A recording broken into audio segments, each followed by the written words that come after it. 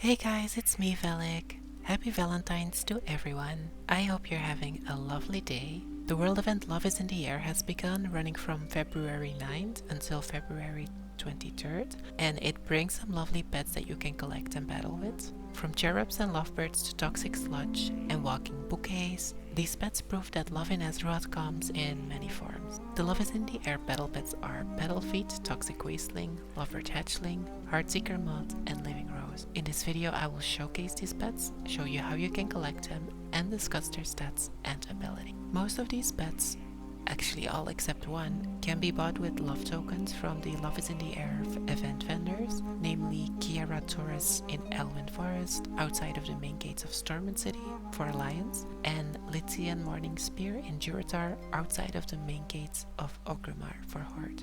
Love tokens are the main currency for the Love is in the Air event, and they are obtained by completing the event's intro quests and daily activities, running the seasonal dungeon The Crown Chemical Co. inside of Shadowfang Keep, and even donating gold for extra tokens. I'll put a link from Wowhead in the description on how to farm the love tokens most efficiently. Let's start with Peddlefeet. Peddlefeet was added to the game in vanilla. He's a hovering goblin with angel wings and carrying a bow and arrow. I love how his green little feet are dangling beneath him like Celotath could never. And fun fact, he also flies alongside you in normal flying mode. Peddlefeet is learned via the item True Silver Shafted Arrow. It can be bought for 40 love tokens from the Love is in the Air vendors. Don't confuse this item with the Silver Shafted Arrow, which sends a temporary Peddlefeet to a follow targeted player. Before 2010, Peddlefeet could not yet be purchased from vendors and was a very rare companion pet, obtainable only via a Pledge of Adoration, which was obtained only once per hour from city guards by speaking to them while wearing a lovely perfume or cologne. Owning a Peddlefeet also rewards you with the Perma-Peddle achievement.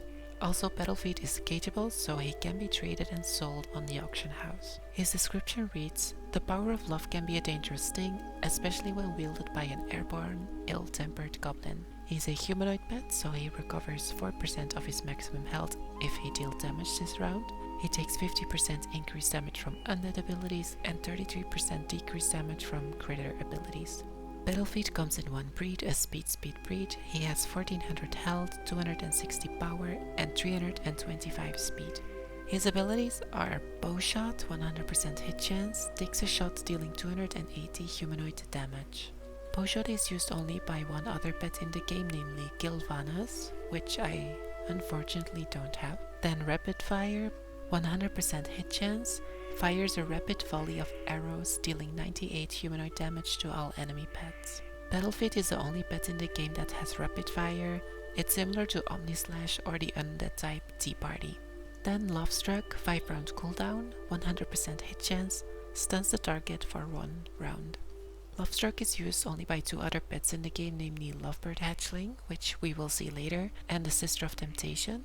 It's a classic stun ability, identical to Ember Prison, Blackout Kick, Clobber, Holy Justice, and they are counterparts to the beast types Bash, Crystal Prison, Face Roll, and Knot of Snakes. Then Perfumed Arrow, 2 round cooldown, 100% hit chance, fires a perfumed arrow dealing 280 humanoid damage and has a 25% chance to stun the target for 1 round. Peddlefeet is the only pet in the game that has the Perfumed Arrow ability.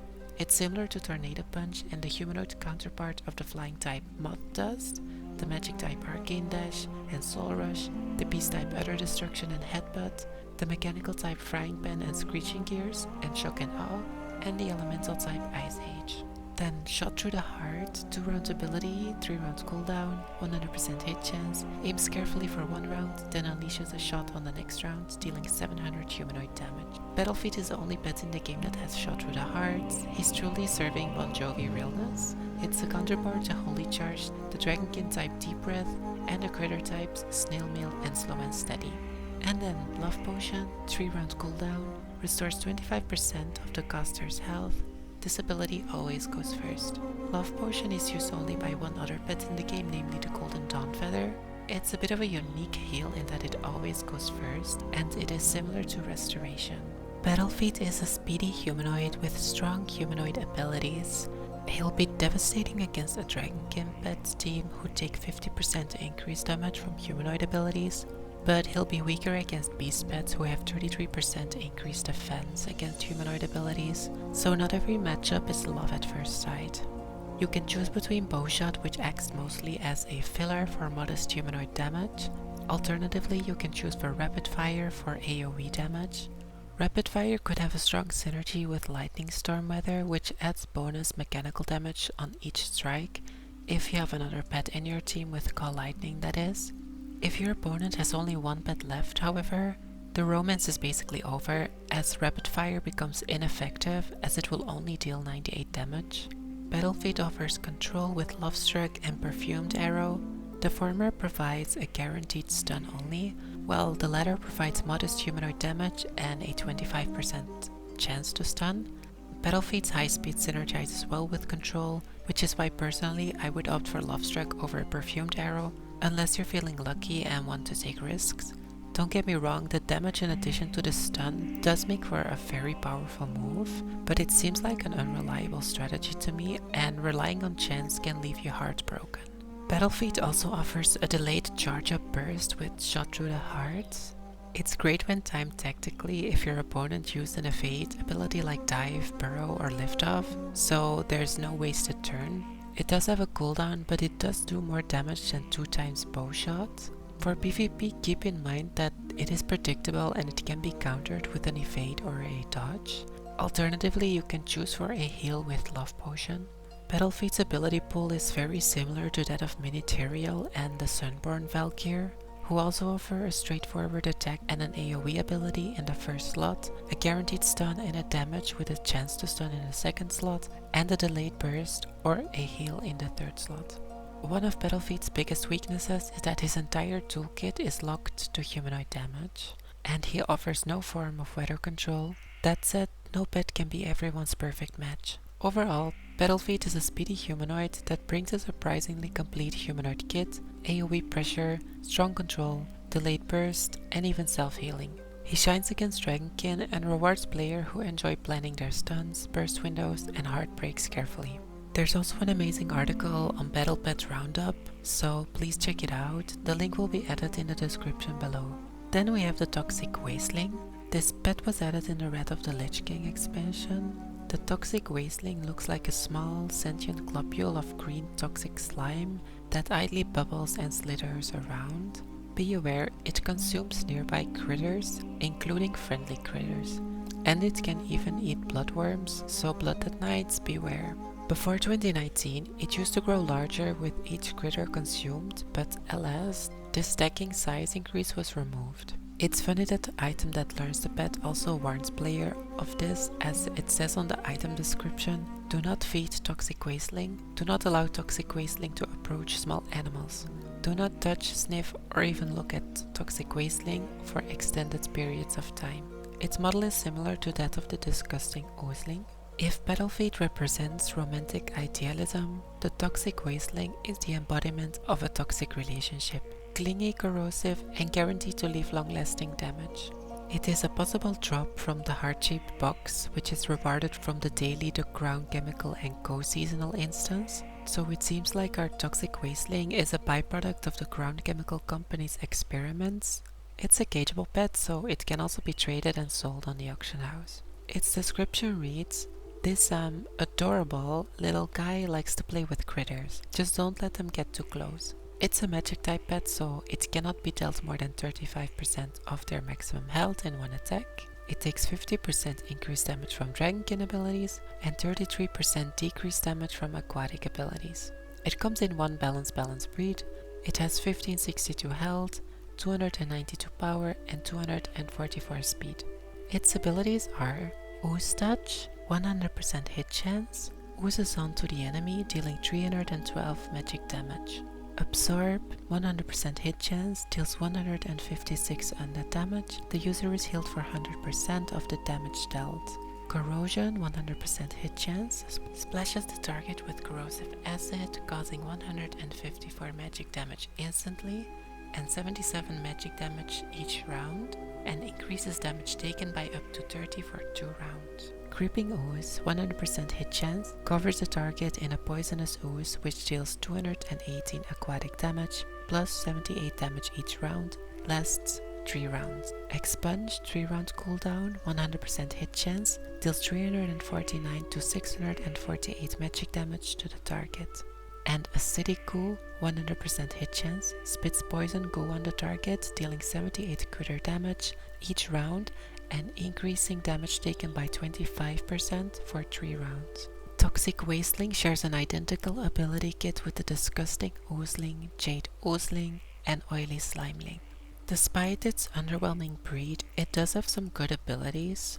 Like with most slime pets, it offers Dot with Corrosion, Creeping Ooze, and Acidic Goo.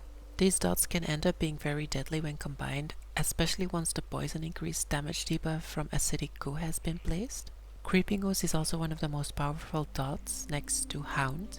If you have a pet in your team with a dot boosting ability such as Toxic Fumes, Toxic Wasteling's dot effects can become even more potent. Keep in mind that the debuff can be countered by cleansing, and the damage increase debuff is easily countered in PvP by swapping out pets. The Toxic Wasteling also offers a magic burst with Expunge, which can be devastating to flying pets who take 50% increased damage from magic abilities. As fillers, you can choose for either Ooze Touch for straightforward magic damage, or for undead damage with a lifesteal from Absorb. I think the latter could pair well with its somewhat higher health, in addition to its magic passive, which prevents it from taking huge hits at once, making it a bit more tough to get down. A weakness of the Toxic Wasteling is that his dot-heavy damage is slow and requires setup. He may struggle against fast bursty teams. To conclude, Toxic Wasteling is a situational PvE pick best used for strong dot pressure or to provide solid magic damage against flying pets who are weak to magic. In PvP, it falls a bit short due to the lack of speed, control, and the fact that its dots can be easily countered by swapping out pets. It's less Love is in the air and more Toxic Fumes are in the air. Then we have the Lovebird Hatchling. It was added in the Warlords of Draenor expansion. It looks like a baby pink colored tall strider that breeds feathers. Its model seems identical to the Mulgore Hatchling, and both are recolored models of the Darkmoon Hatchling and the Void Scarred tall strider chick. It also looks like a smaller version of the Swift Lovebird mount, also from the Love is in the Air event. So you basically have a baby Swift Lovebird chick. So cute. If any pet screams Valentine's Day energy, it's the Lovebird Hatchling. Fast, pink, and aggressively affectionate. The Lovebird Hatchling can be bought for 40 love tokens from the Love is in the Air vendors. It is cageable, so it can be traded and sold on the auction house. Its description reads, "Of course there are hatchlings. They're called lovebirds, aren't they? It's a critter type, so it is immune to stun, root, and sleep effects. It takes 50% increased damage from beast type abilities and 33% decreased damage from elemental type abilities. It is a speed breed with 1400 health, 260 power, and 325 speed. His abilities are Peck, 100% hit chance, pokes at the enemy with a sharp beak, dealing 280 flying damage, Alpha Strike, 100% hit chance, Boldly Attack, dealing 210 flying damage plus 140 flying damage if the user strikes first. Alpha Strike is the flying counterpart of other abilities that are best when first, like the beast type Gnaw and Pounce, the magic type Arcane Slash, and the mechanical type Smackdat.exe.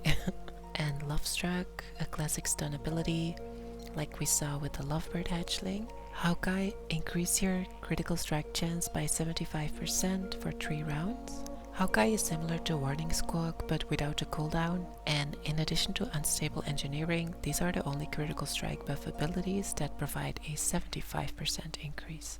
Pheromones, 5 round cooldown, 100% hit chance, sprays the area with pheromones dealing 70 beast damage every round to non-active enemy pets, lasts 3 rounds.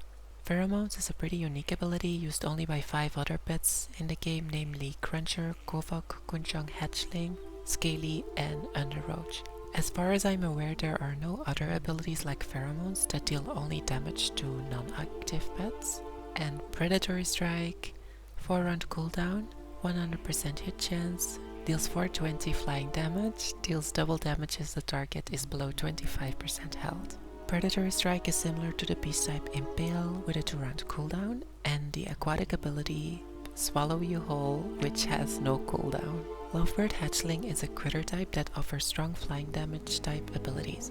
There's not many critter types with flying abilities out there, so it's a nice addition to the Lovebird Hatchling, which shares an identical model but with a more beast flavored damage kit. Its high speed pairs very well with its ability pool, as Alpha Strike deals more damage when the user goes first, and Love Strike will likely be used first to stun the opponent, which offers great control.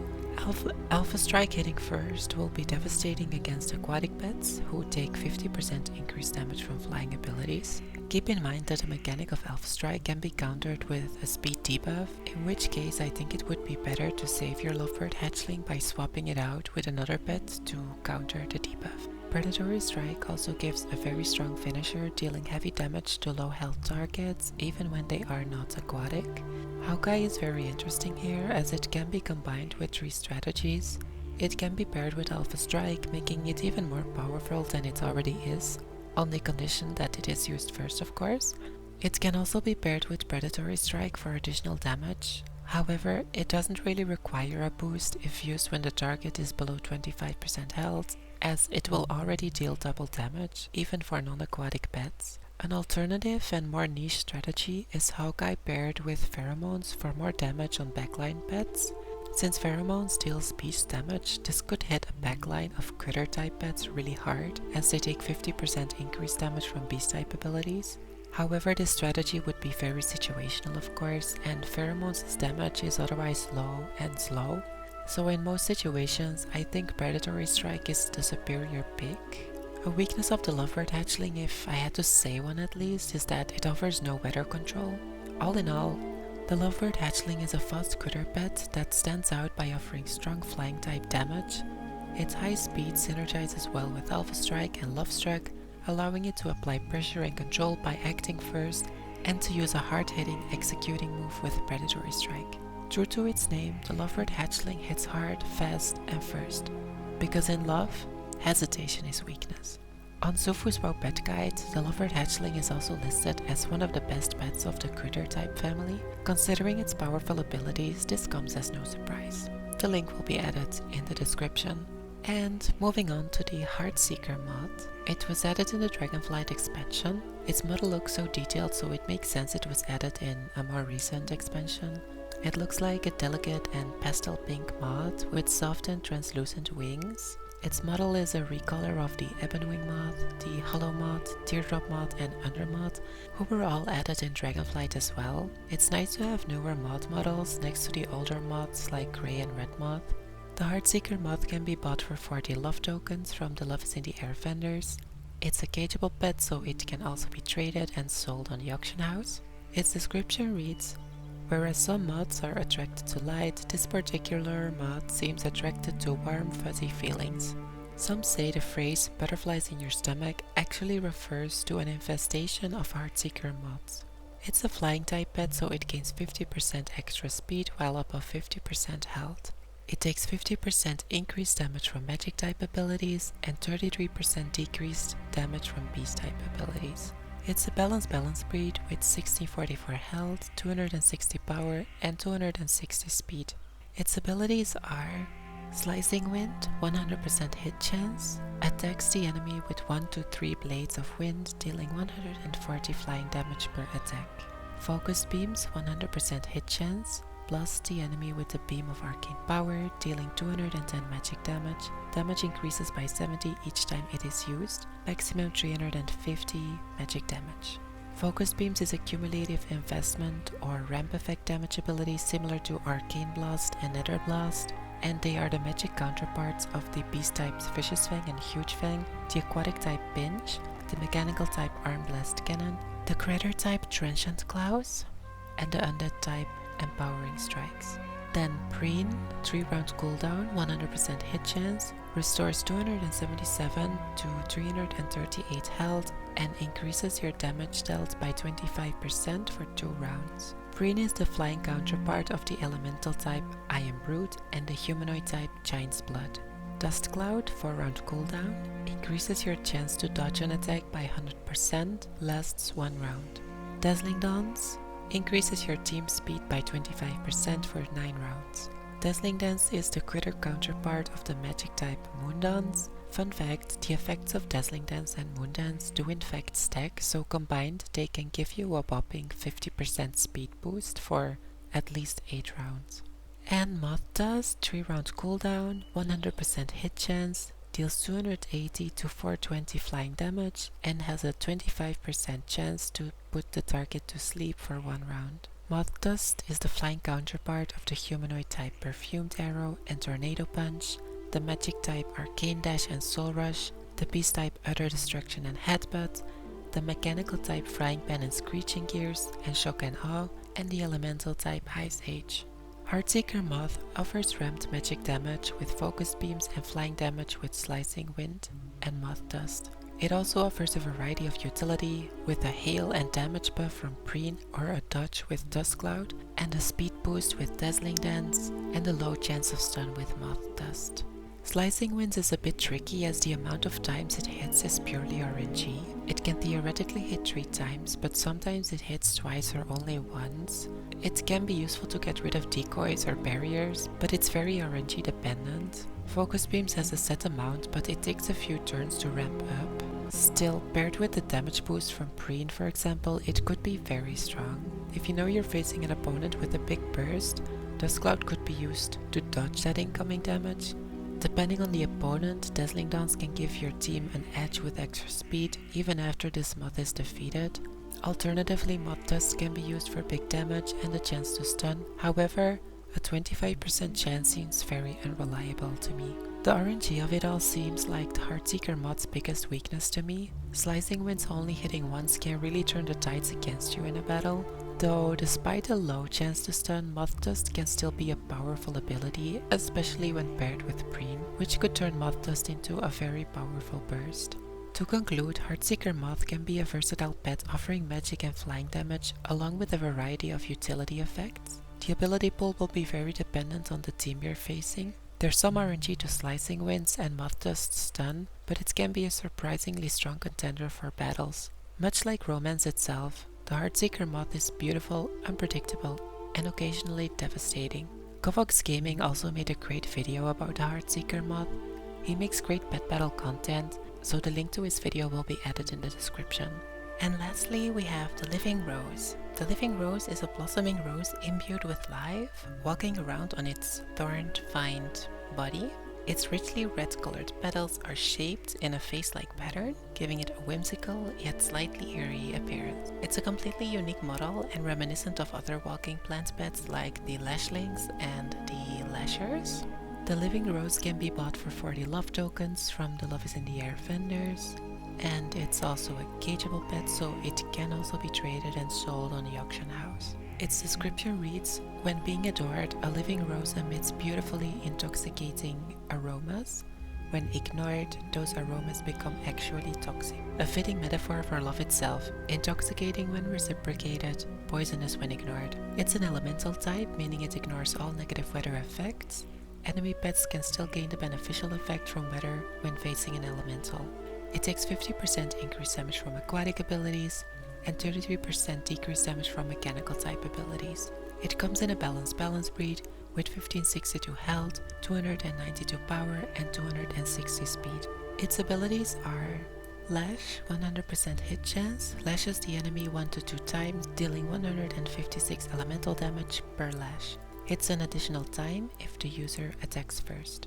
Lash is similar to Fire Quills and Spark, and they are elemental counterparts of the magic type Arcane Barrage, the mechanical types Better and U238 rounds, the humanoid type Blitz, the flying type Quills, the critter types Flank, Flurry, and Tongue Lash, and the beast types Rend and Thrash. Alluring Spores, 100% hit chance, covers the enemy team with intoxicating aromas, dealing 202 elemental damage instantly and 109 elemental damage every round for 2 rounds, persists through pet swaps. Alluring Spores is an ability unique to the Living Rose only. It's similar to Flamethrower, and it's the elemental counterpart of the undead type Gale Slash, the mechanical type Toxic Smoke, and the flying type Wild Winds. Thorns deal 78 elemental damage each time you take direct damage, lasts 5 rounds. Entangling Roots, 3-round cooldown, 100% hit chance, causes a thick nest of vines to begin growing around the enemy team. Next round, the opponent's pets will take 468 elemental damage and be rooted for 2 rounds. Entangling Roots is similar to the magic type Sewage Eruption and the aquatic type Whirlpool, but it has 1 less round to activate. Lullaby, 5-round cooldown, 100% hit chance, sings a target to sleep for 2 rounds. Lullaby is a pretty unique ability used only by 3 other pets, namely the Blind Rat, Daisy, and Kay Utley, or Cuddly. It's similar to Food Coma and Stay a While and Listen, which also puts the target to sleep for a whopping 2 rounds. And Leech Seed, 4-round cooldown, 100% hit chance, plants a seed in the target, instantly dealing 156 elemental damage and restoring 156 health to the user. The seed lasts 1 round. Each round, the seed deals 78 elemental damage and restores that damage as health to the user. Leech Seed's mechanic is pretty unique. As far as I'm aware, this is the only ability that combines damage, healing, dot, and a lifesteal in one. The Living Rose is a powerful elemental, offering strong elemental damage. Lash, kind of like Slicing Wind with Heartseeker Moth, can hit once or twice depending on the RNG. If it hits twice, it will deal 394 base damage, but it's not guaranteed and the RNG makes it rather unreliable in my opinion. Given the lower speed of the rose, it's also not likely that it will hit an additional time. However, if it would hit 3 times, it will deal in total a base damage of 591, which would be extremely high for a no cooldown ability, though it's very unlikely to occur. When its speed would be boosted by a Dazzling Dance or Moon Dance for example, maybe this ability could be worth it. In practice, Lash should be evaluated as a 1 to 2 hit ability, with 3 hits being a rare and conditional high roll rather than something to plan around. Lash is a very powerful will they won't they ability, capable of big damage but emotionally unreliable. Alternatively, I would choose for Alluring Spurs, which deals a total base damage of 452, including its dot over 2 rounds. Thorns can be useful when you know you're facing an opponent with multiple hit abilities, especially if the multiple hits are also across multiple rounds, like a hunting party or a flock for example. 3 hits spread over 3 rounds would mean Thorns would deal 702 damage, which is a lot, but it's obviously very situational. But this would be a best case scenario of course, and opponents can usually minimize Thorn's value to their advantage. Otherwise I would choose for Entangling Roots, which unlike Whirlpool and Sewage Eruption, deals its delayed burst after only 1 round. For the 3rd slot you can choose between control or damage and healing. A 2-round stun is actually really strong, but keep in mind this is countered easily by swapping out pets. The damage and heal from Leech Seeds however is guaranteed, but of course comes with a cooldown. Luckily you can root your opponent first with Entangling Roots, which hits after 1 round, and then you can use your Lullaby, after which your opponent can't swap out due to the root effect and is forced to stay and pass. It has somewhat higher health, which means in combination with its healing can make it resilient. Its biggest weakness I would say is that it offers only elemental type damage, but its ability mechanisms seem very strong to me. To conclude, the Living Rose offers powerful elemental type abilities with varying utilities. Its use will be situational, but in the right setting, it will be a force to be reckoned with. The Living Rose shines more in controlled PvE encounters or specific PvP matchups rather than a general purpose pet. So I tested out the Love is in the Air pets in one team. I started out with a team of Peddlefeet, Lovebird Hatchling and Heartseeker Moth, and my friend used a team of Buttercup, Snoot Jr. and Spinner. Peddlefeet was not a good choice in this particular case because my friend had 2 beast pets. And remember, Peddlefeet has only humanoid abilities which deal 33% decreased damage to beast pets. So I swapped it out with the Heartseeker Moth, which thanks to its flying ratio had the upper hand speed-wise against a very speedy Buttercup. But unfortunately, after being below 50% health, it lost that speed because Buttercup is one of those ultra speedy pets. In the end, Peddlefeet had to face the undead pet Spinner. Peddlefeet had lost some health already, but it turned out to be very resilient with its Love Potion hail, which is amazing because it always goes first, even though this battle was a loss.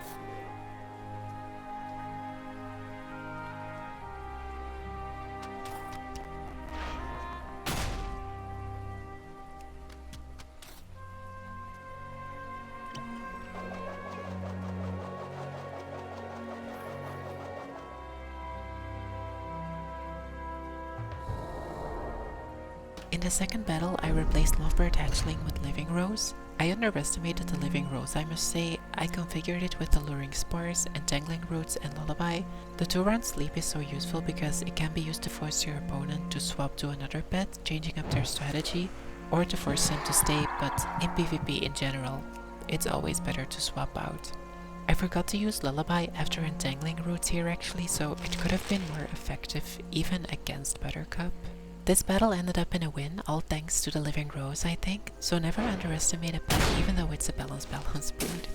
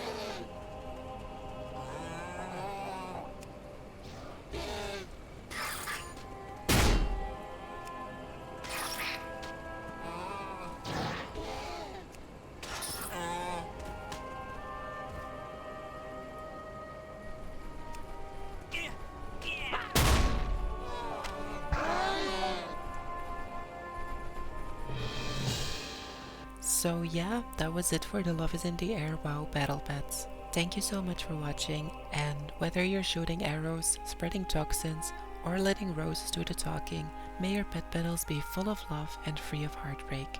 And may of course the RNG be ever in your favor. See you next time. Bye guys.